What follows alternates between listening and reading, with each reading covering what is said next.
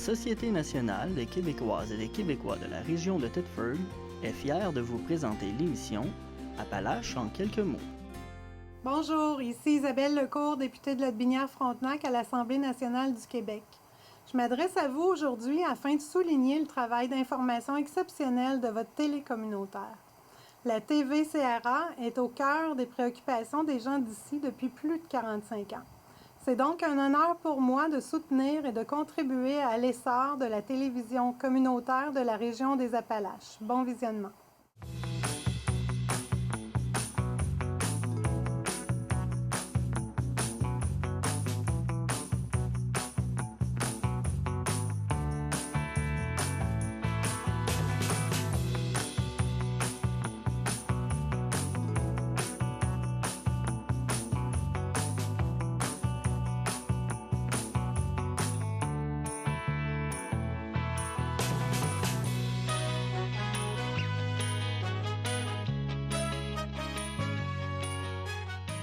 Madame, Monsieur, bienvenue à votre émission d'information habituelle Appalaches en quelques mots.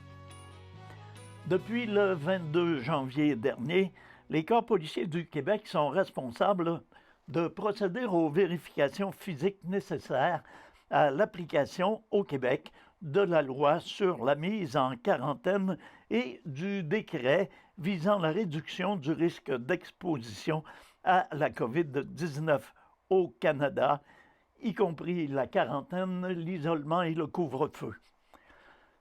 La Sûreté municipale de Thetford Mines participe à cette mission, pouvant se traduire par le biais d'une interception routière, d'un appel reçu d'un citoyen ou, plus souvent, à l'occasion d'une visite dans un lieu désigné par un voyageur comme étant son site de quarantaine.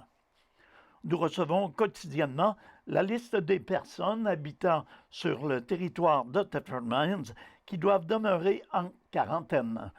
La date de la fin de l'isolement y est inscrite. Ainsi, nous transmettons cette liste de personnes à vérifier aux équipes de patrouille. Des agents se rendront à la résidence de la personne à tout moment du jour ou en soirée, afin de vérifier si elle s'y trouve physiquement et remplir les formulaires demandés par les autorités fédérales, a déclaré M. Serge Morin, directeur adjoint au service de police de Thetford Mines. En cas de non-respect de cette loi, un contrevenant s'expose à une amende s'élevant à 1 550 $. À ce jour, le service de police possède une liste comptant une douzaine de personnes, et ce, entre le 22 janvier et le 8 février dernier. Et plus de la moitié d'entre elles ont été vérifiées et visitées. 3 personnes étaient en infraction à l'occasion de ces visites. Il est aussi possible que les patrouilleurs effectuent plus d'une visite à un domicile avant la date prévue de la fin de l'isolement. Mercredi dernier, vers 18h15, les policiers de la Sûreté municipale de Thetford Mines ont procédé à une perquisition en matière de trafic de stupéfiants dans un domicile de la rue Bolduc-Nord à Thetford Mines. Cette opération a été réalisée à la suite de la validation de plusieurs informations reçues du public depuis le mois de septembre 2020. Les agents ont mis la main sur 3 téléphones cellulaires, une somme de 645 $ en argent comptant, une balance, un pistolet à plomb, ainsi que diverses substances à être analysées, telles que de la cocaïne, des produits du cannabis et des drogues de synthèse. Guy Grondin, un Thetfordois âgé de 53 ans, connu des milieux policiers et occupant des lieux visés par la perquisition, a passé la nuit en cellule à la centrale de police. Il a comparu par visioconférence jeudi le 18 février dernier sous des accusations de trafic de cocaïne, de vente de cannabis et de distribution de cannabis illicite. L'accusé a été libéré sous ordonnance de mise en liberté assortie de plusieurs conditions. La suite des procédures a été fixée au 8 mars prochain. Lors de la fouille des lieux, les enquêteurs ont trouvé une arme de style lance-fléchette. Pouvant se tenir d'une main, il a suffi d'appuyer sur un bouton pour qu'une fléchette se loge solidement sur un mur. Cet item sera expédié au laboratoire des sciences judiciaires et médecine légale afin de déterminer s'il s'agit d'une arme prohibée. Des échantillons des substances saisies sont envoyés au laboratoire de Santé Canada qui en préciseront la nature exacte. Les rapports d'analyse des deux laboratoires seront soumis au directeur des poursuites criminelles et pénales qui déterminera les accusations supplémentaires appropriées le cas échéant. Cette enquête a été amorcée grâce à des informations reçues du public de façon confidentielle. Les informations qu'une partie de la population détient sont primordiales dans la lutte au trafic de substances illégales et à la circulation illégale d'armes sur notre territoire. À cet effet, la Sûreté municipale de Thetford Mines invite toute personne désirant transmettre des informations concernant les armes à feu, le trafic de stupéfiants ou l'approvisionnement en cannabis illicite à le faire en toute confidentialité en composant le 418 338 0111 et en demandant la division des enquêtes criminelles. Afin d'assurer la sécurité de tous les citoyens et de répondre aux directives annoncées récemment par le ministère de l'Éducation, la Ville de Thetford Mines tient à aviser la population que le camp de jour habituellement offert pendant la semaine de relâche n'aura pas lieu cette année. Cette décision a été prise en accord avec les mesures de la Direction générale de la santé publique qui interdisent actuellement d'offrir des activités encadrées telles que des camps de jour, des activités de groupe à l'intérieur ou des activités parascolaires. Le camp de jour organisé par la Ville durant la semaine de relâche est généralement très populaire et apprécié des familles thetfordoises. Nous sommes conscients que le fait de ne pouvoir l'offrir cette année peut engendrer certaines problématiques pour les parents qui travaillent. Cependant, dans le contexte actuel, nous devons nous conformer aux règles gouvernementales, assurer la sécurité de tous et prendre les moyens nécessaires afin de favoriser le rétablissement de la situation, de mentionner M. Adam Patry, conseiller municipal et président de la Commission des loisirs et de la culture. La Ville de Thetford Mines tient à rappeler l'importance de continuer à respecter les consignes sanitaires en vigueur, notamment la distanciation physique, le port du couvre-visage et le couvre-feu à 20 heures. Tel qu'annoncé récemment, la semaine de la relâche scolaire sera maintenue pour l'ensemble du réseau scolaire, et ce, aux dates prévues localement. Les parents qui travaillent dans les services prioritaires auront accès aux services de garde d'urgence selon la même formule que durant la période des fêtes. Les parents concernés qui souhaitent se prévaloir de ce service sont invités à remplir le formulaire d'inscription centralisé accessible sur le site québec.ca. À noter qu'une page dédiée aux activités sportives et culturelles offertes sur le territoire pendant la semaine de relâche sera bientôt disponible à l'adresse ville-thetford.ca/stimulante relâche.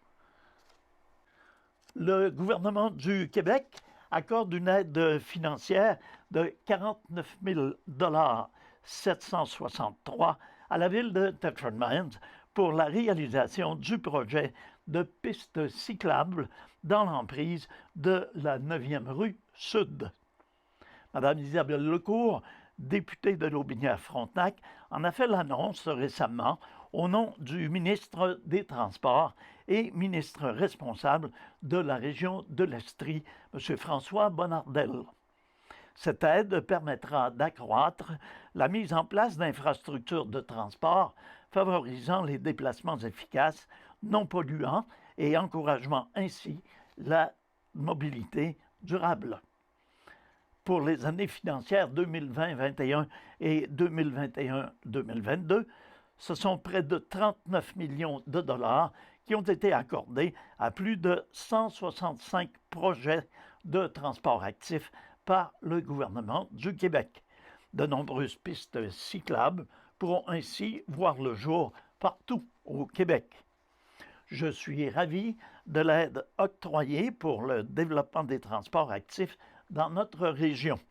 Cette initiative permettra de bonifier les choix de transport qui s'offrent aux résidents de Thetford Mines, en plus de favoriser l'utilisation des transports actifs en facilitant l'accès, de déclarer Mme Isabelle Lecourt, députée de l'Aubinière-Frontenac.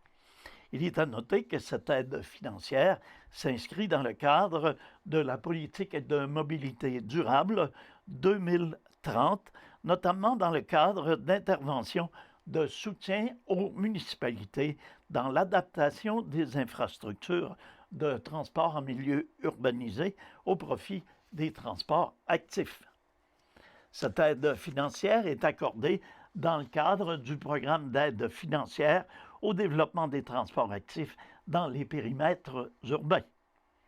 Ce programme vise à accroître la part modale des déplacements actifs en milieu urbain et à réduire les émissions de gaz à effet de serre associées au déplacement des personnes. Ce programme est doté d'une enveloppe budgétaire totale de 56 millions de dollars jusqu'au 31 mars 2022 en milieu urbain. Il vise à améliorer la sécurité et la quiétude des piétons et des cyclistes afin de favoriser la marche et le vélo.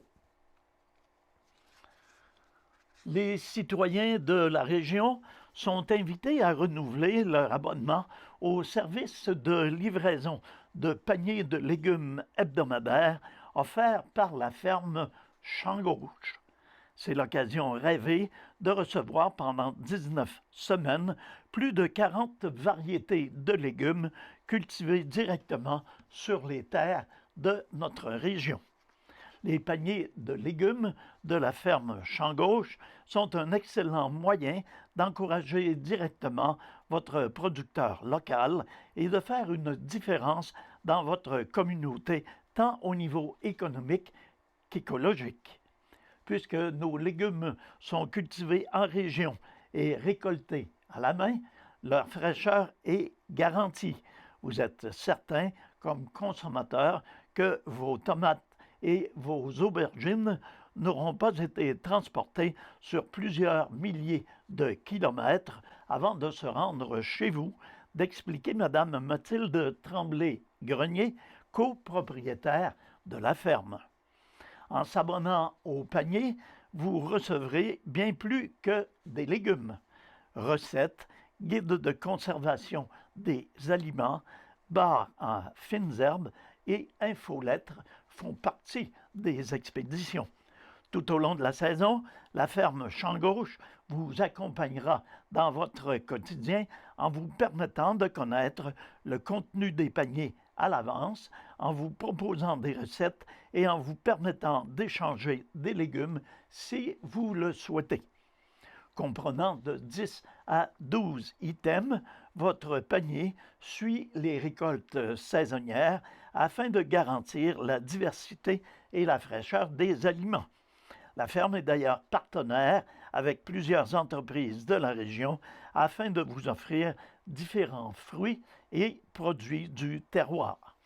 La ferme Champ-Gauche possède également un kiosque libre-service disponible en tout temps durant la saison. directement situé à l'entrée de la ferme, aux abords de la rue principale et regarni quotidiennement. C'est la solution simple et rapide de se procurer d'excellents légumes frais du jour. La jardinerie du canton passe donc le flambeau à la ferme Champ Gauche. Ayant comme mission principale d'alimenter localement la population, la vocation horticole ne sera pas reprise. Vous serez tout de même en mesure de vous procurer l'essentiel pour votre jardin, à savoir plants potagers, semences et engrais. On vous annonce également que les ventes se feront en mai et une fois les dates confirmées, elles seront affichées sur les réseaux sociaux. Les inscriptions au panier de légumes sont possibles via le site web de la ferme à l'adresse suivante www.fermechampgauche.com. Les livraisons débuteront à la mi-juin et se termineront à la mi-octobre. Toutes les informations sur le mode de fonctionnement et les lieux de récolte sont également disponibles sur le site de la ferme Champ Gauche. Vous êtes également invité à suivre les activités quotidiennes de la ferme sur la page Facebook et sur Instagram. La ferme Champ Gauche est une entreprise maraîchère produisant plus de 40 variétés de fruits et légumes. Située en plein cœur du village de Saint-Jacques-de-Leeds, la ferme propose une alternative humaine et équitable à la façon de consommer et de s'alimenter. Tel qu'annoncé à la fin janvier par Gaia Source, le Hub Construction Durable Région de Thetford, une initiative de la Société de développement économique de la région de Thetford, est heureux de souligner pour la première fois au Canada, en Amérique du Nord, que les panneaux isolants Gramiterm, conçus à l'aide d'un procédé unique à base de fibres d'herbe, entreront dans la construction d'un bâtiment prototype à faible empreinte environnementale dans la région de Thetford. L'initiative est le résultat d'un partenariat entre le Hub Construction Durable Région de Thetford, EMK2, Gaia Source, Gramiterm Europe SA et American Structure. Gramiterm Europe SA produit des panneaux isolants à base de fibres d'herbe. Ces panneaux présentent un bilan carbone négatif, à savoir 1 kg d'isolant Gramiterm absorbe 1,5 kg de CO2. Ce procédé unique permet de séparer de l'herbe d'ensilage, d'une part, les fibres de cellulose directement utilisées pour la fabrication du panneau isolant Gramiterm et, d'autre part, les composés liquides utilisés pour la production de biogaz ou de substances nutritives pour animaux. Ce panneau isolant présente des propriétés thermiques, mais surtout d'excellentes capacités de régulation d'humidité, de captation de gaz à effet de serre. Ces propriétés permettent un confort contre les froids hivernaux, mais surtout une efficacité remarquable contre les chaleurs estivales. Cet isolant a une durée de vie de 50 ans et est 100% recyclable. L'efficacité des produits de construction biosourcés est démontrée. Une maison de 1000 pieds carrés, 100% biosourcée, capture près de 15 tonnes de gaz à effet de serre. Pour Arnaud Gabrielli, l'application des technologies brevetées de Gaia Source au Québec, avec des enveloppes 100% biosourcées, permettra de mettre en commun le savoir-faire des entreprises de la région de Thetford en matière de construction et de commercialisation dans l'optique de solutions de construction à faible empreinte environnementale. À moyen terme, la construction du savoir-faire en construction durable est responsable de la région de Thetford avec le Hub Construction durable permettra notamment de réaliser ce type de transfert de technologie. Intégrer la laine isolante Gramitherm aux murs préfabriqués d'American Structure en est un excellent exemple. En cumulant des émissions de plus de 16,85 tonnes d'équivalent CO2 par habitant en 2019, le Canada est le 4e plus gros émetteur de gaz à effet de serre au monde, devant les États-Unis et la Chine, une position peu enviable pour un pays développé. Suivant l'accord de Paris, le Canada a pour objectif de réduire ses émissions de CO2 de 30 % d'ici 2030. Or, l'un des secteurs produisant le plus d'émissions de gaz à effet de serre est la construction.